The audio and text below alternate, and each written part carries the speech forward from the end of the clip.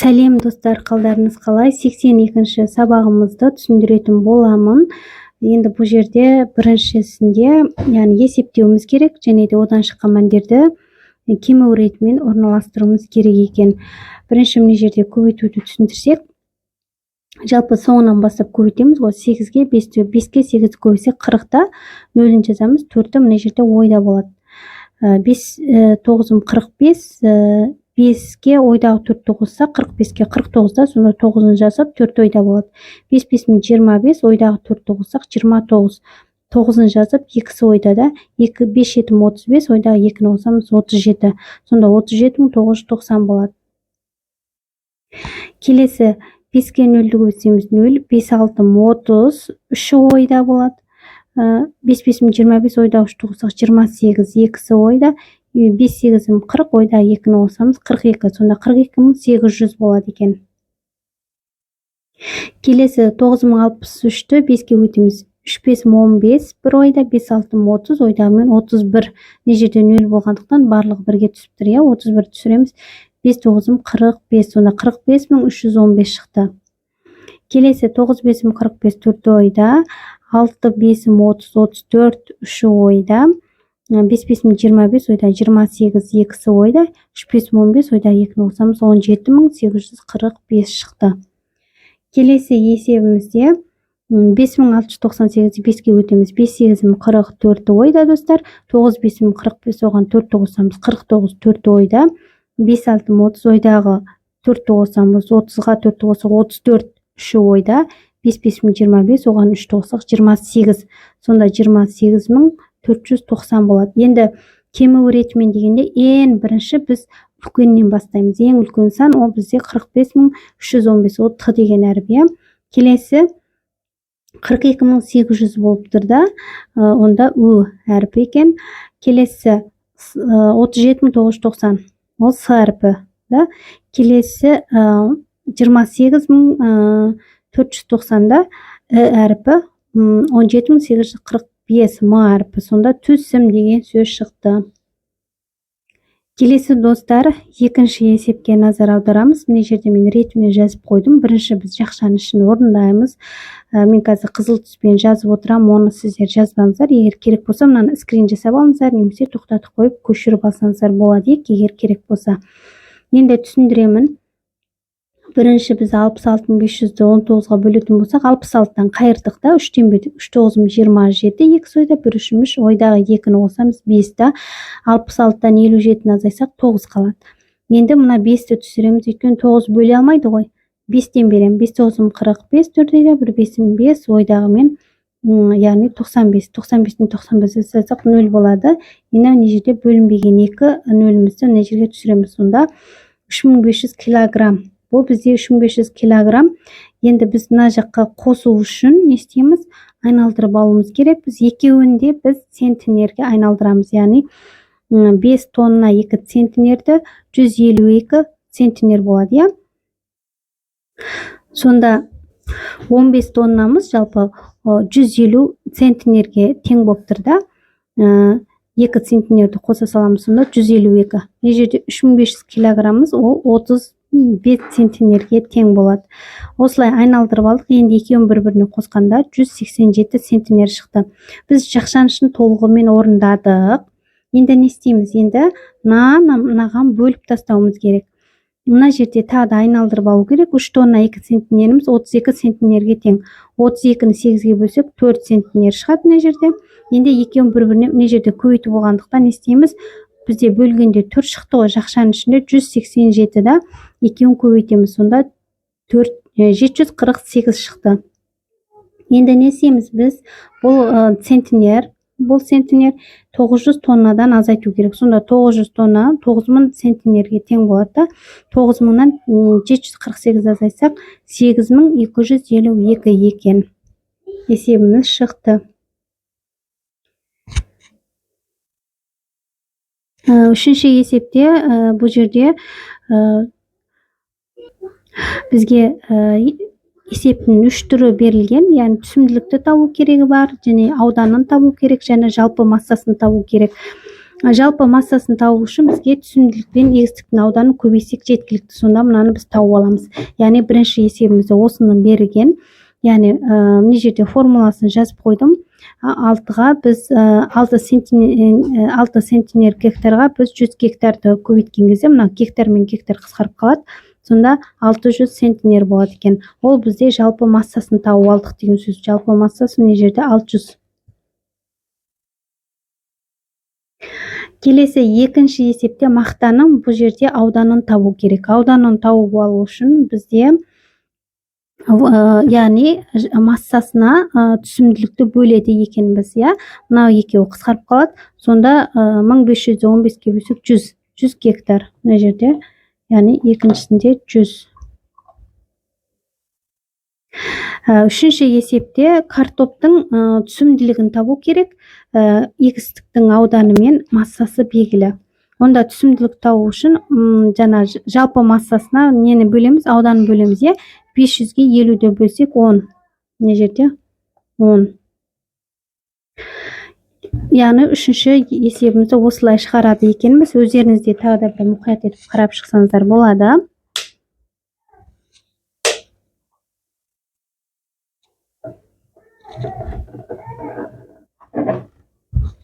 Келесі достар, төртінші есепке өтеміз.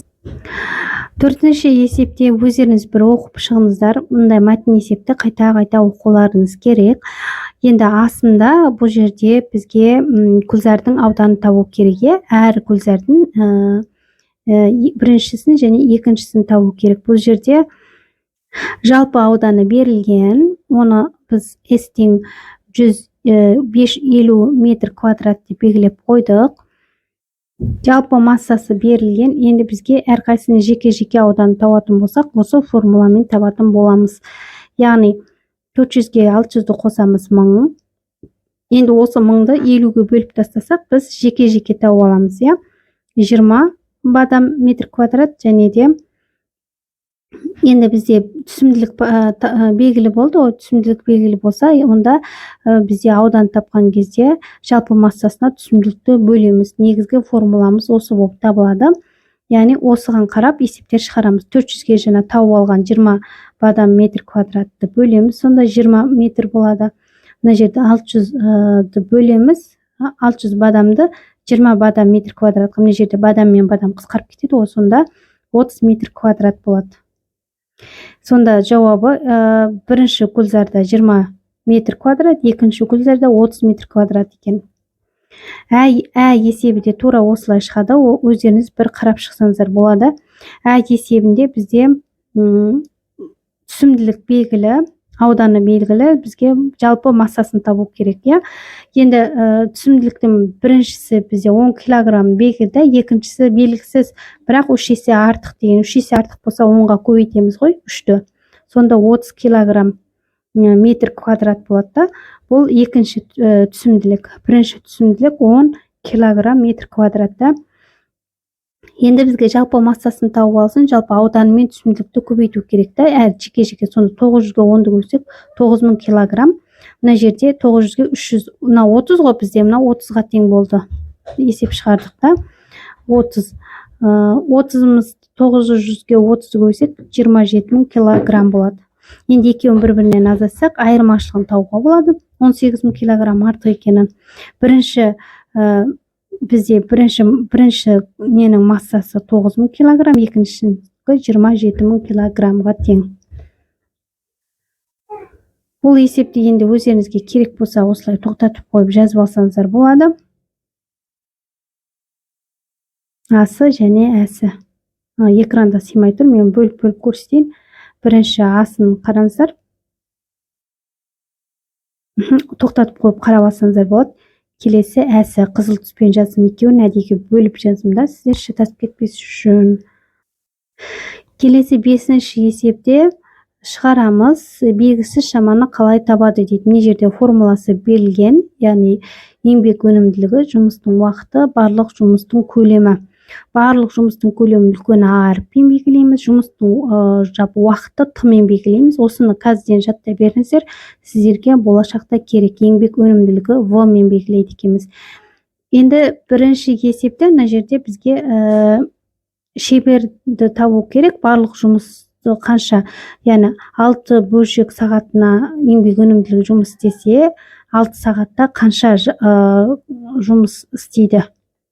Соны табу керек, барлығы қанша бөлшек шығарады. Сонда біз не істейміз? А-ны тауып алу үшін В-ны көбейтеміз Т-ға, яғни еңбек өнімділігін уақытқа көбейтеміз. 6-ны 6-ға көбейтсек 36 бөлшек. Екіншісінде не жерде 36, екіншісінде бізге уақытты табу керек. Уақытты табатын формула ол жұмыстың барлық көлеміне бөлеміз біз нені? Еңбек өнімділігін бөліп тастаймыз да. Сонда 15-ті бөлеміз 3-ке да, 5 сағатта жерге 5-ті жазып қойын. Станок еңбек өнімділігі белгісіз, 2 сағатта 180 бөлшек шығарған ғой, 2 сағатта. Сонда оны табу үшін 180-ді 2-ке бөлеміз, ал 90-да мына жерде 90 бөлшек сағатына шығарады екен. 1 сағатта 90, 2 сағатта 180 бөлшек шығарады екен. Бұл достар бізде 5-ші есеп болып табылады.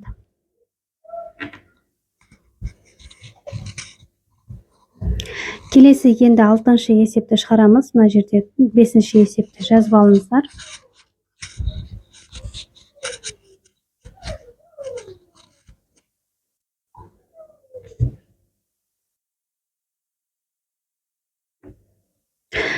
Алтыншы есебімізде достар өлшем бірліктерін шығаруымыз керекпіз. Яғни тонна гектарды центнер гектарға айналдыру керек. Ол үшін 10-ға көбейттік. Сонда 500 центнер гектар болады екен. Келесі килограмм метр квадратқа айналдыру үшін не істедік? 10 мыңға бөлдік, яғни 100-ге көбейтіп, оны 10 мыңға бөлдік. Сонда 5 килограмм метр квадрат болады. Келесін 5 килограмм метр квадратты килограмм соттыққа айналдыру үшін не істедік? 100-ге көбейттік.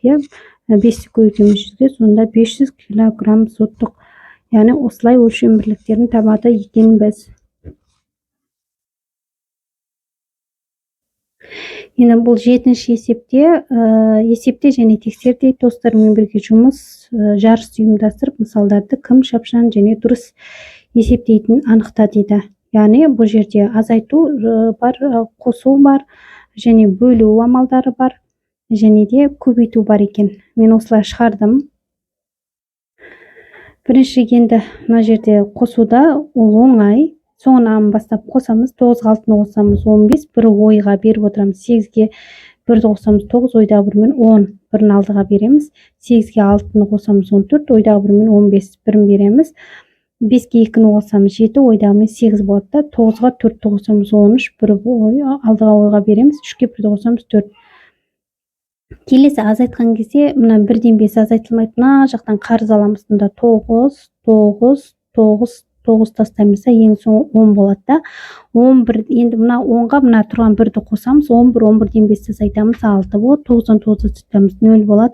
9-дан 2-ні азайтамыз 7, 9-дан 3-ті азайтамыз 6, 9-дан 1-ді азайтамыз 8. Да қарыз бердік, яғни 4 қалды. Келесі не жерде азайтылмайды, не істейміз? Қарыз аламыз 9, 10 болады да.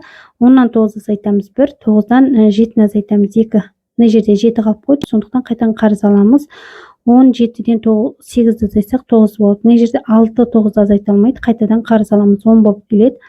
15-ден 9-ды азайтамыз 6. Не жерде 2 қалды да, қарыз аламыз тағы да 12, 12-ден 8-ді азайтамыз 4. Не жерде сонда 1 қалды. Мынау 1 деген сан. Келесі достар, мына жерде бөлген кезде мынадан қайрамыз. Өйткені мынау үш орынды сан. Енді 3-тен берек 1 3-ім 3, 2 3 8-ім 24, 2 сойды 2 3-ім 6, 843-ті азайтамыз. 50 шықты. Енді мына 5-ті түсіреміз. 505 1-ден береміз. 281 да азайтамыз. 224, мына 8-ті түсіреміз. 8-ден береміз. 1 8-ім 8, 8 8 64 4 ойда. 2 8 16, 16-ға 6-ны қоссақ 22 екен. Сонда 2248-ден 1-1-ін азайтсақ 0 болады. Сонда бұл есептің жауабы 318 шықты. Келесі бөлуіміз тура сонда 3 орынды болғандықтан мынадан қайрамыз. 4-тен береміз. 4-пенен 2-ні көбейтіп 8-ді 9-ға жақындатып алуымыз керек қой. 5-тен берсек асып кетеді. 4-тен береміз. 3 4-ім 12 бір ойда, 2 4-іміз 8, ойдағымен 9 бір, 2 4-іміз 8, 2 4-ім 8 да. Енді азайтқан кезде 24 шықты, оған 5-ті түсіреміз, 1-ден береміз. 223, азайтамыз 22, мына 3 түсіреміз, 223, тағы да 1-ден береміз. Яғни 0 болады екен. Сонда 411 шығады. Енді келесі бөлеміз. Тағы да тура осылай қайырамыз. 3 орынды болғандықтан 1-ден береміз. 83, мында 2-ні түсірдік. 6-тан бердік. 2 6-ым 12, 2 3 6-ым 18, 19 бір ойда, 1 6 7 да. Енді 4 40 шықты, 9 түсіреміз. 3-тен береміз. 396.